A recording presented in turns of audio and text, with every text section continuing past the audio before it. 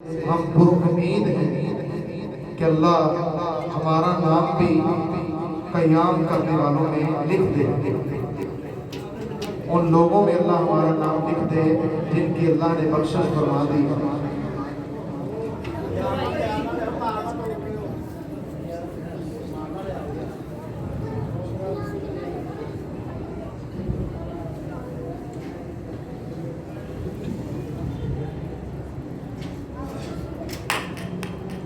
الحمدللہ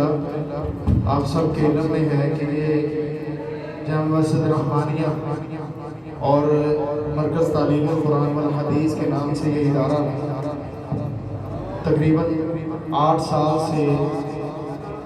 آپ کی خدمت میں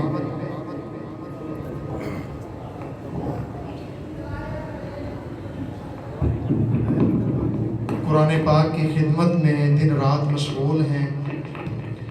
اللہ رب العزت اس مسجد کے بانیین جو ہمارے ہاں موجود نہیں ہیں، وہ لوگ جنہوں نے سب سے پہلے اس مسجد کی زمین خریدی، بلکہ زمین سے پہلے انہوں نے بیٹھ کے کوئی بات کی کہ یہاں پر اللہ کا گھر ہونا چاہیے، پھر انہوں نے زمین کا بندوبست کیا، پھر تعمیر کا بندوبست کیا، وہ سلسلہ چلتے چلتے آج آپ احباب تک بات پہنچ چکی ہے۔ تو یہ لمبا ایک سلسلہ جن جن لوگوں نے تعاون کیا، جو معاون بنے، جہاں بھی وہ لیٹے ہیں، اللہ ان کی قبروں کو روضۃ من ریاض الجنہ بنا دے، اور وہ لوگ جو اب اس وقت میدان عمل میں کوششیں کر رہے ہیں، کاوشیں کر رہے ہیں، ابھی حال میں ہی ہماری انتظامیہ کے 2 نام جناب چودھری عبدالرزاق رحمۃ اللہ علیہ اور ملک عبدالرشید رحمۃ اللہ علیہ، جو ابھی حال میں ہی اللہ کے پاس چلے گئے، یقینی بات ہے آج ان کی کمی محسوس ہو رہی ہے۔ اللہ ان کی قبروں کو جنت کے باغ بنائے، اور اللہ ان کی بخشش فرمائے، ان کے بچوں کو اللہ صدقہ جاریہ بنائے۔ ہمیں بھی یہ کوشش کرنی چاہیے کہ یہ جو باغ ہے، یہ جو مسجد ہے، اس کے ساتھ دلی طور پر اور روحانی طور پر، جسمانی طور پر، ہر طریقے سے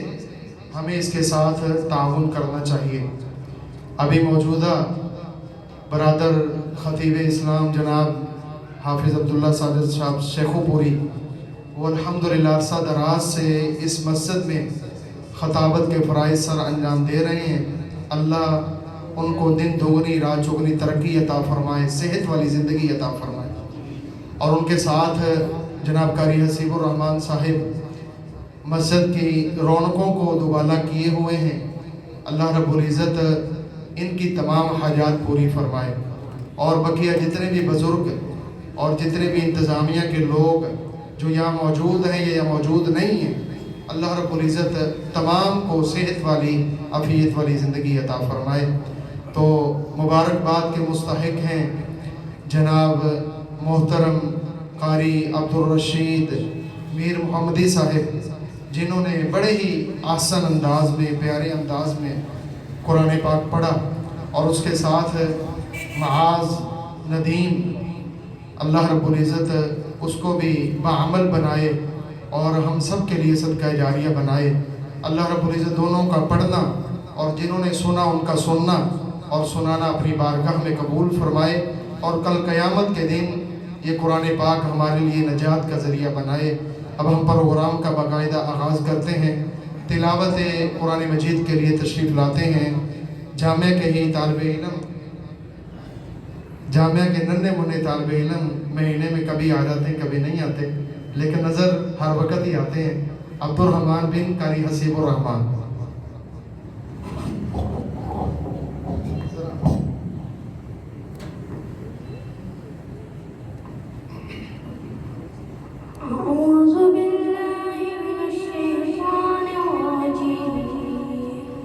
بسم اللہ الرحمن الرحیم۔